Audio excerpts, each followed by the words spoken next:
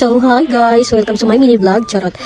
Magbabalat ako ngayon ng kamoting kahit kasi magluluto ko ng kasaba cake. Sorry, medyo maingay yung tatay ko sa labas. Charot. Ito, medyo pahirapan lang ng konti sa pagbabalat kasi sobrang tigas. Super tigas talaga yan guys. Kaya medyo parang nahihirapan or di kaya mabagal ako mag-ano. So, kailangan natin pabilisin. Mag-speed muna tayo. So, kailangan muna natin bilisan. Ito, tapos na. Kailangan ko ng hugasan kasi parang ang dilim na dito guys. Kailangan muna natin hugasan mabuti para malinis naman yung pagkagawa. Kailangan din natin ito pabilisin kasi parang wala lang, sobrang tsagal lang. So ayan, tapos ko na yung isa naman. Kailangan natin i-speed yan kasi sobrang bagal.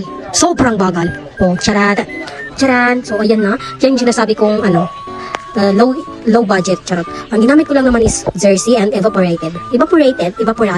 So, kailangan na natin tistisin. Ano nga yung English nito guys? Basta yan na yun.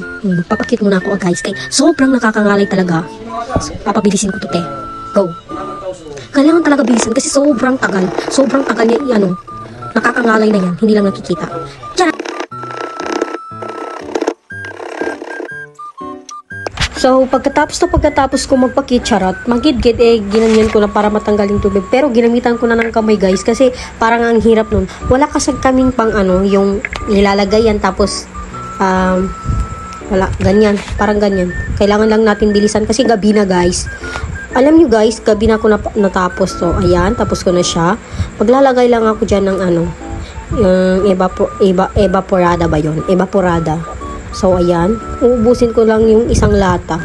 Tapos, mamaya naman is yung jersey na. 3 ingredients lang naman yung gamit ko. Kamoting kahoy, evaporada, and jersey. Ayan. So, ayan na. Uubusin natin. Go. Yan yung tatay ko, guys. Oo, ang payat. Charot. Uubusin lang natin yan. And pagkatapos, hahaluin na natin yan. Wait. Parang takal naman maubos. So, ayan. Ubos na siya. Go. Hindi ko na to papabilisin para makita niyo yung paghalo ko, guys. So, yan. Kailangan lang natin talagang i-concentrate.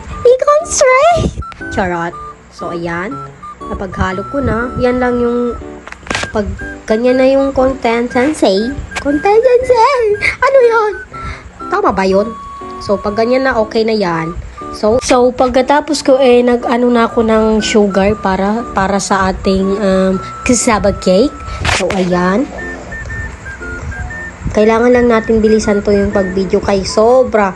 Gabi na talaga, guys. Gabi na. So, ayan. Nakalagay ko na dyan.